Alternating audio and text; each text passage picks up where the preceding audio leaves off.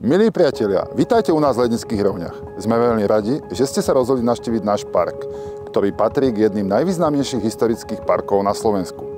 Môžete si tu vychutnať nielen prírodné krásy, ale spoznať bohatú históriu a kultúru našej obce. Park nedávno prešiel významnou obnovou a poďme sa na ňu spoločne pozrieť. Projekt obnovy a revitalizácie historického parku v Lednických Rovniach, financovaný z grantov EHPA Norska, je dôležitým milníkom v obnove a zachovaní kultúrneho dedičstva regiónu. Obnova týchto priestorov bola zložitá a náročná. A my by sme vám chceli v nasledujúcich minútach podrobnejšie predstaviť jej jednotlivé kroky.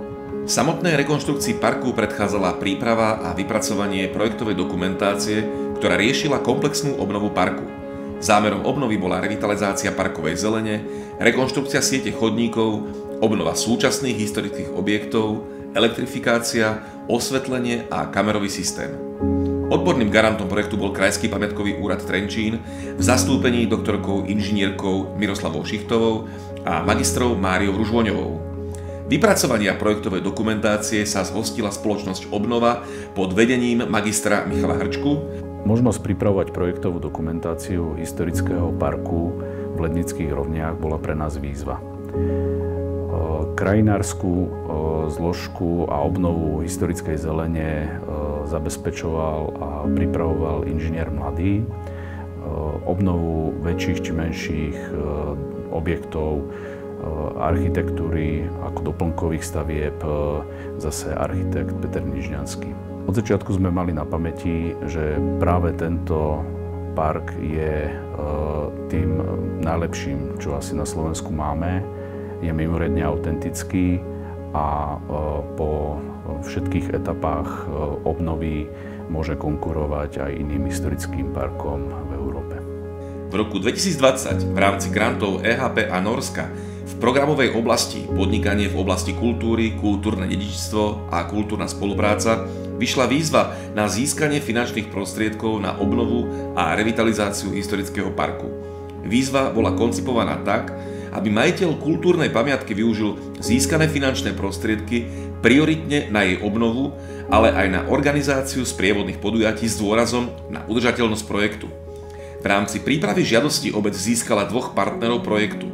Prvým z nich sa stala spoločnosť Rona a druhým partnerom projektu sa stalo norské dizajnové štúdio S12 Gallery so svetoznámou umelkyňou v oblasti skla Ejsou Björk. Obaja partneri zohrali pri obnove parku a nastavení udržateľnosti projektu významnú úlohu. V roku 2020 sme boli oslovení obcov Lednické Rovné s ponukou na partnerstvo pri projekte obnovy historického parku, ktorého neoddeliteľnou súčasťou je aj múzeum a galéria sklárne. Táto spolupráca nás veľmi potešila, pretože park a naša skláreň majú spoločnú históriu. Pracovný tím, ktorý celú žiadosť pripravoval v spolupráci s Krajským pamiatkovým úradom Trenčín a projektantom, definoval hlavné a ťažiskové prvky obnovy parku. Projekt rekonštrukcie bol prezentovaný a prerokovaný aj so širšou verejnosťou. Dňa 14.12.2020 bol projekt schválený rozhodnutím, ktoré vydalo Ministerstvo investícií, regionálneho rozvoja a informatizácie Slovenskej republiky. Obec získala grant vo výške 999 789 eur, ktorý bol neskôr navýšený na celkovú sumu 1 251 818 eur. Pred začiatkom stavebných prác bolo nutné z parku odstrániť stromy, ktoré svojím stavom ohrozovali bezpečnosť návštevníkov a nevyhovovali novému kompozičnému riešeniu. Výrub týchto drevín zabezpečovala spoločnosť Luan pod vedením inžinierom Jozefom Sklenárom. V období január až február 2022 došlo k odstráneniu 165 kusov drevín. Tým sa vytvoril priestor pre ďalšie súvisiace práce. Po podpise zmluvy o dielo koncom roka 2022 započala spoločnosť Unistav Teplička pod vedením inžiniera Antona Obšivána samotné stavebné práce. Podľa projektovej dokumentácie došlo k vytýčeniu trás jednotlivých typov chodníkov. Ako prvé boli do zeme uložené káblové rozvody pre osvetlenie a kamerový systém. Okraje mlátových chodníkov boli olemované oceľovým obrubníkom. Pri výkopových prácach bol kladený dôraz na ochranu drevín, najmä ich koreňových systémov. Obnovil sa významný parkový prvok hypodróm a po vyrovnaní výškových rozdielov bol po okraji hypodromu vybudovaný chodník lemovaný drevenými obrubníkmi a vyplnený vrstvou tvrdej drevenej štiepky. Ako posledná bola vybudovaná sieť tzv. Roštových chodníkov z dubového dreva a osadený mobiliár. Súčasne sa v priebehu výstavby chodníkov začala aj obnova Sklárskeho múzea a galérie v priestoroch partnera projektu spoločnosti Rona. V rámci projektu Norských fondov bola zrealizovaná rekonštrukcia galérie a múzea, sociálnych zariadení. Takisto múzeum bolo vybavené novým nábytkom, novými vitrínami. A takisto v rámci projektu bolo zrealizované aj medzinárodné sklárske sympózium, v rámci ktorého sa zúčastnila aj norská umelkyňa Asa Björk, ktorá vytvorila monumentálne dielo do parku. Od apríla 2023 sa v parku zrealizovala výsadba 220 kusov nových stromov, ktorú realizovala spoločnosť Petmart Plus z Novej Dubnice.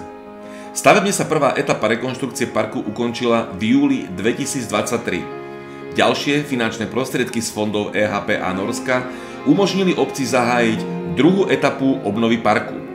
Tá spočívala v rekonštrukcii lode Starého kostola, kde došlo aj k odkrytiu a záchrane podzemnej krypty. Tiež sa vybudovalo schodisko pod kamenným portálom. Ako posledné sa zrealizovalo osadenie a spustenie osvetlenia parku a kamerový systém. V rámci rekonštrukcie obec spolupracovala s partnermi projektu spoločnosť Rona a norské dizajnové štúdio S12 Gallery.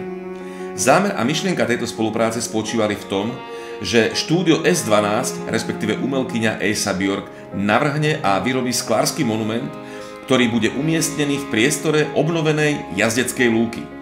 Najdôležitejšiu prácu pri výrobe monumentu mala zastrešiť spoločnosť Rona. Po viacerých návštevách priestoru parku navrhla umelkyňa Asa Björk pôsobivé umelecké dielo s názvom Pamäťová komnata.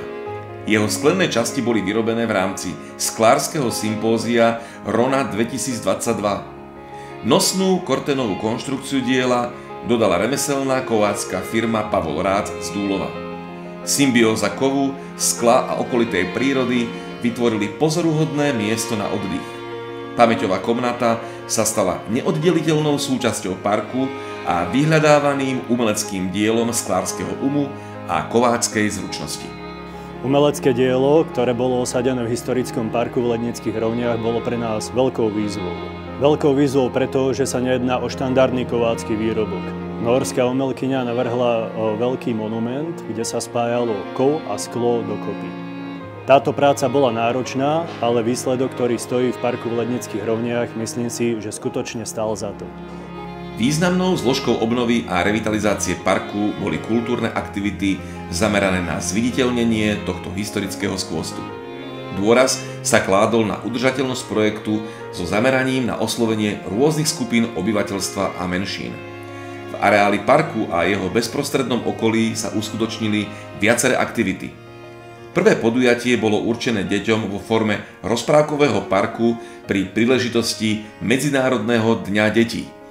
Nasledovala významná akcia s medzinárodným presahom s názvom Víkend otvorených parkov a záhrad, kde obec prostredníctvom moderovaných prehliadok odprezentovala históriu parku a jednotlivé etapy rekonštrukcie. V mesiaci jún sa uskutočnil na Hornej lúke koncert vážnej hudby v podaní komorného orchestra slovenských učiteľov. V auguste opäť do parku zavítali deti v rámci denného letného tábora. Víkend tohto týždňa bol zakončený Dňom židovskej a rómskej kultúry, kde odzneli zaujímavé prednášky na tému židovský a rómsky holokaust. V septembri sa v parku uskutočnili dve podujatia: beh oslobodenia obce a deň miestnych produktov a remesiel. V zrekonštruovaných priestoroch múzea a galérie sa uskutočnilo viacero významných výstav. Prvú zorganizoval partner projektu štúdio S12 Gallery, výstavu norského skla s názvom Ja a my. Svoje diela tu predstavilo spolu 9 norských umelcov. V úvode roka 2024 sa uskutočnila druhá výstava s názvom Ohňovzdorný od Daniela Piršťa. Tak jak vidíte, výstava je zahájená, jsem za to moc rád, děkuju vedení Rony, děkuju Patrikovi Jilovi, který mě do toho namočil, tady do tohohle hezkého projektu. Já se věnuju porcelánu, takže tady jediný kus, který tady bude ze skla, který jsme dneska teprve vzorovali, takže zatím tu není, ale bude tady v brzké době vystavený taky, tak na ten se těším taky moc. Projekt obnovy parku priniesol aj iné benefity. Vytvorili sa dve pracovné miesta.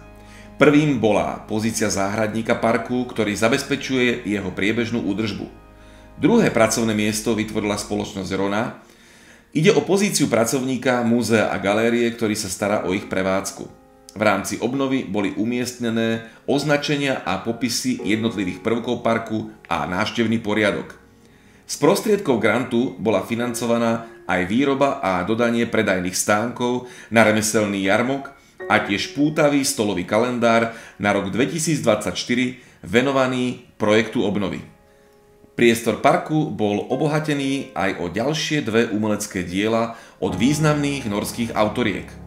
Prvé sa volá Staň sa stromom a vytvorila ho Ina Kristína Hov a druhé má názov Cifruša bez krídla a za jeho vznikom stojí umelkyňa Tuva Gončold. Všetky umelecké diela boli návštevníkom odprezentované na priebežnej konferencii, ktorá sa uskutočnila v septembri 2023. Celá obnova parku z fondov EHP a Norska sa stretla s veľmi pozitívnym ohlasom nielen v obci, ale aj v širšom regióne.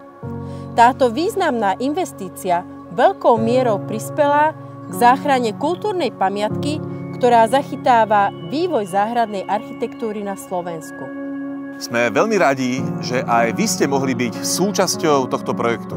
Vašimi radami, postrehmi, pripomienkami, ale aj pozitívnymi slovami ste prispeli k formovaniu myšlienok, ktoré tvorili tento priestor. Veríme, že naše úsilie oživí záujem o históriu a význam tohto miesta a povzbudí ďalších, aby sa zaviazali k zachovaniu historického parku v Lednických rovniach pre budúce generácie.